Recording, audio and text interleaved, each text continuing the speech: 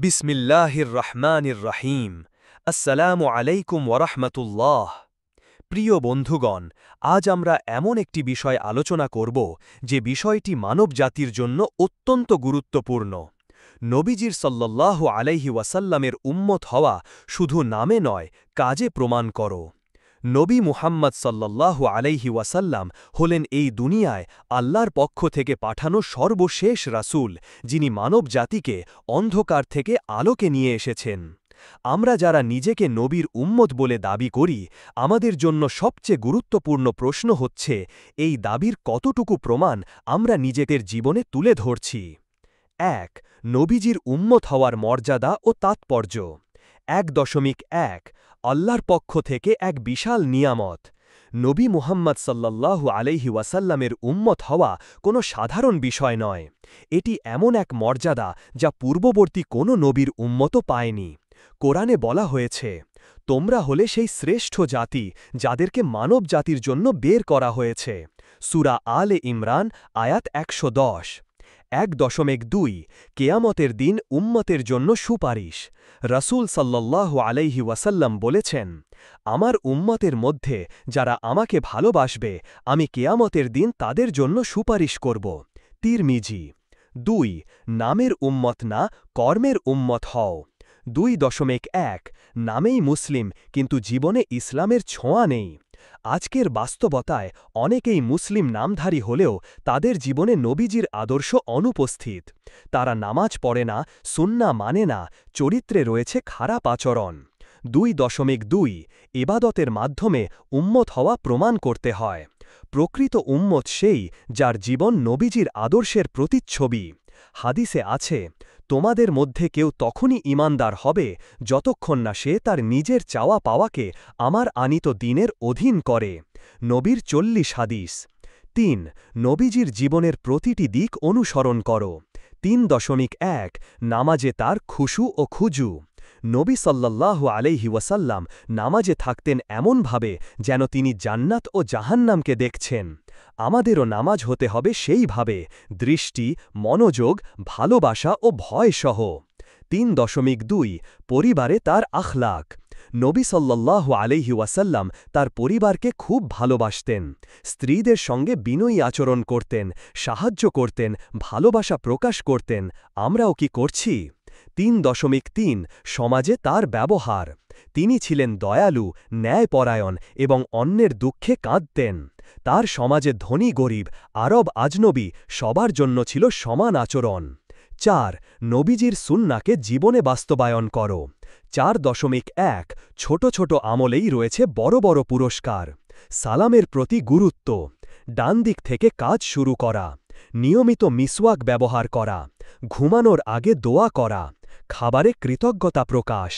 ৪.২ সুন্নাহ বর্জন করলে কি হয়? যে ব্যক্তি আমার সুন্নাহ থেকে মুখ ফিরায় সে আমার উম্মত নয়। বুখারী। ৫. ইখলাস ও নিয়াত উম্মতের ভিত্তি। ৫.১ শুধুমাত্র আল্লাহর সন্তুষ্টির জন্য কাজ। নবীজির উম্মত হিসেবে আমাদের নিয়ত হতে হবে, আমি আল্লাহর সন্তুষ্টির জন্যই এই কাজ করছি। এর মাধ্যমেই আল্লাহ কবুল করেন আমল। ৫.২ রিয়া বা লোক দেখানো ইবাদতের বিপদ। আল্লাহ বলেন, আমি শিরকে অংশীদারি পছন্দ করি না। যে ব্যক্তি অন্য কাউকে আমার সাথে ভাগী করে আমল করে, আমি তা গ্রহণ করি না। মুসলিম। ৬. নবীজির প্রতি ভালোবাসা উম্মতের মূল পরিচয়। ৬.১ তার প্রতি ভালোবাসা ঈমানের অঙ্গ। তোমাদের কেউ ততক্ষণ পর্যন্ত ঈমানদার হতে পারবে না যতক্ষণ না সে তার পিতামাতা, সন্তান এবং সকল মানুষের চেয়ে বেশি ভালোবাসে। বুখারী। ৬.২ ভালোবাসার বাস্তব প্রমাণ। বেশি বেশি দরুদ পাঠ করা। তার সুন্নাহ অনুসরণ করা। তার জীবনচরিত অধ্যয়ন করা। তার অপমানের বিরুদ্ধে রুখে দাঁড়ানো। ৭. উম্মতের জন্য নবীজির কষ্ট ও দোয়া। ৭.১ তায়েফের ঘটনায় তার ধৈর্য। যখন তাকে পাথর মারা হল তখনও তিনি দোয়া করলেন, হে আল্লাহ, আপনি তাদের হেদায়াত দিন, তারা জানে না। ৭.২ মৃত্যু শয্যায়ও উম্মতের কথা। আমার উম্মত, আমার উম্মত, এটাই ছিল নবীজির শেষ কথাগুলোর একটি। এত ভালোবাসার প্রতিদান কি শুধু মুখে উম্মত বলা? ৮. যেসব গুণে প্রমাণিত হয় যে তুমি প্রকৃত উম্মত। ৮.১ তাকওয়া আল্লাভীতি, যা নবীজির সাল্লাল্লাহু সাল্লামের জীবনে সদা বর্তমান ছিল। ৮.২ আমানতদারি, নবী সাল্লাল্লাহু সাল্লাম আল আমিন নামে পরিচিত ছিলেন, তার উম্মত হওয়া মানে আমানতের রক্ষা। ৮.৩ সত্যবাদিতা, মিথ্যা কখনোই একজন উম্মতের পরিচয় হতে পারে না। ৮.৪ ধৈর্য ও ক্ষমাশীলতা, তিনি শত্রুকেও ক্ষমা করে দিতেন। আমরাও কি সেই গুণ অর্জন করছি? ৯ উম্মতের দায়িত্ব ও দায়বদ্ধতা। ৯.১ দিনের দাওয়াত ছড়িয়ে দেওয়া, তোমরা আমার পক্ষ থেকে একটি আয়াত হলেও পৌঁছে দাও। বুখারী। ৯.২ অন্যায়ের বিরুদ্ধে অবস্থান, সত্যের পথে দাঁড়ানো একজন উম্মতের কর্তব্য। ৯.৩ নিজের চরিত্র গঠন, একজন উম্মত কখনোই খারাপ আচরণ, গালিগালাজ, প্রতারণা, হিংসা, অহংকারে লিপ্ত থাকতে পারে না। ১০ কিভাবে নিজেকে গড়ব প্রকৃত উম্মত হিসেবে। ১০.১ কোরআন সুন্নার পূর্ণ অনুসরণ, নবীজির দেখানো পথই হচ্ছে আল্লাহর রাস্তা, সেই রাস্তা ছাড়া মুক্তি নেই। ১০.২ নিয়মিত তওবা ও আত্মবিশ্লেষণ, প্রতিদিন নিজেকে প্রশ্ন করা, আজকের দিনটা আমি নবীর উম্মত হিসেবে কাটিয়েছি কি। ১০.৩ ইসলামিক জ্ঞান অর্জন করা, সঠিক আকিদা, হাদিস, ফিকহ ইত্যাদি শিক্ষা নেওয়া একজন উম্মতের মৌলিক দায়িত্ব। ১০.৪ দিনী পরিবেশে থাকা, ভালো বন্ধু, ইবাদতময় পরিবেশ, ইসলামের কথা বলার জায়গায় থাকলে সহজে উম্মতের পরিচয় টিকিয়ে রাখা যায়। উপসংহার, নবী মোহাম্মদ সাল্লাল্লাহু সাল্লামের উম্মত হওয়া শুধুমাত্র একটি পরিচয় নয়, এটি একটি চুক্তি, একটি দায়বদ্ধতা, একটি সম্মান। আমরা যেন শুধু মুখে উম্মত বলে না থাকি, বরং আমাদের প্রতিটি কাজে, কথায়, চরিত্রে, আখলাকে নবীজির সুন্নার ছায়া থাকে, এই হোক আমাদের লক্ষ্য।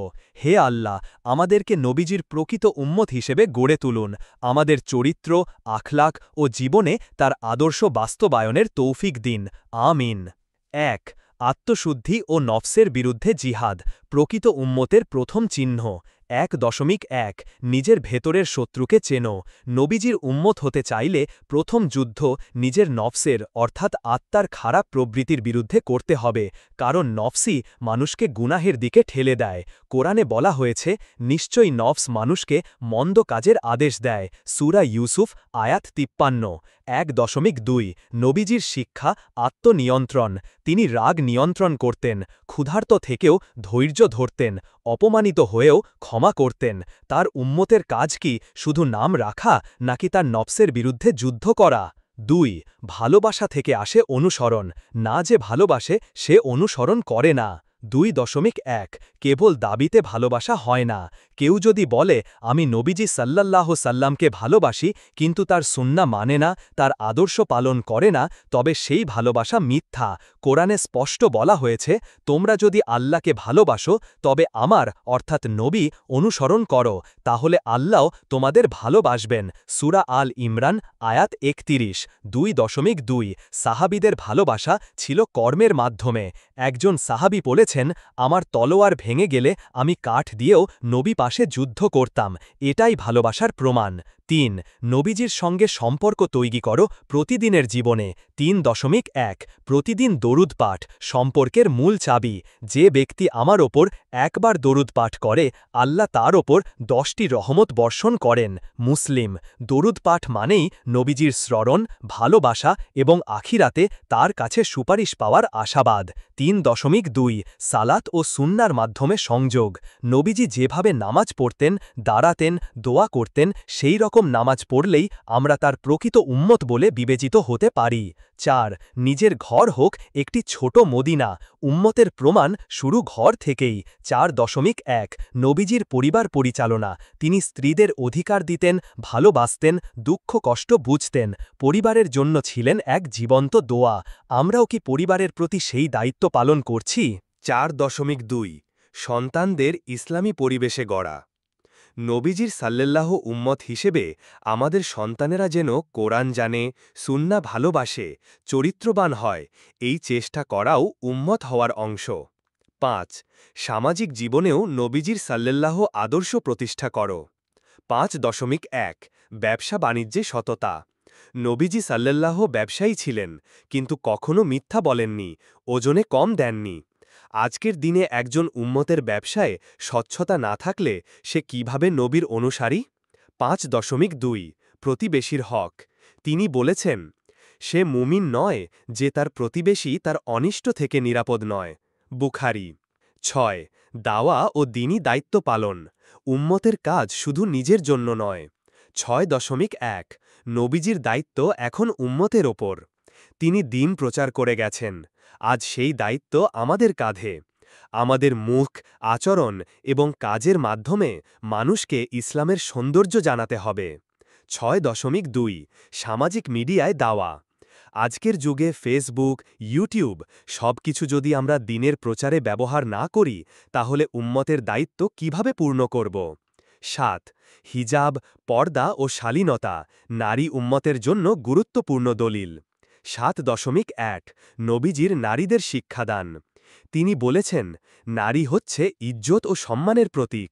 উম্মত হিসেবে প্রতিটি নারীকে শালীন জীবন, হিজাব এবং চরিত্রে ঈমানের দৃষ্টান্ত হতে হবে। 7.2 সাহাবিয়া নারীদের জীবন অনুসরণ। তারা কঠিন সময়েও পর্দা ছাড়েনি, দ্বীন ত্যাগ করেনি। নবীজির উম্মত হিসেবে আজকের নারীদের আদর্শ হওয়া উচিত। 8 তরুণ উম্মতের ভূমিকা। যুবকরাই নবীজির সেনাবাহিনী। 8.1 সাহাবিদের অধিকাংশ ছিলেন যুবক। মুসাব ইবন উমায়ের, আলী রাদিয়াল্লাহু আনহু এর মতো সাহাবিরা অল্প বয়সেই দ্বীনের জন্য নিজেদের বিলিয়ে দিয়েছিলেন। আজকের যুগেরদেরও উচিত ইন্টারনেট, জীবনযাপন, সময় সব কিছুকে নবীর পথে কাজে লাগানো। 8.2 হালাল রুজির জন্য সংগ্রাম। একজন প্রকৃত উম্মত হালাল উপার্জন করে, সমাজে গর্ব নিয়ে চলে, হারাম থেকে দূরে থাকে। 9 নবীজির জন্য কাঁদো, দোয়া করো, তার উম্মত হিসেবে নিজেকে উপস্থাপন করো। 9.1 তার রওজার সামনে কান্না।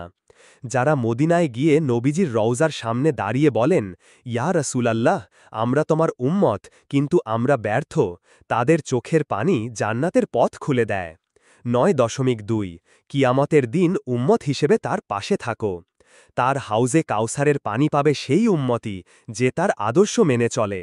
10 নিজের চিন্তা ও সংস্কৃতিতে নবীজির ছাপ রাখো। 10.1 পশ্চিমা চিন্তার প্রভাব থেকে মুক্ত হও। আজকের মুসলিমরা অনেক সময় ইসলামকে পশ্চিমা স্টাইলের ভেতর মিশিয়ে ফেলে, কিন্তু একজন প্রকৃত উম্মতের চিন্তা হবে কোরআন সুন্নাহ ভিত্তিক। 10.2 ইসলামী পোশাক, ইসলামী ভাষা ব্যবহার। জাজাকাল্লাহ, আলহামদুলিল্লাহ, ইনশাল্লাহ ইত্যাদি শব্দ ব্যবহার একজন উম্মতের পরিচয় বহন করে।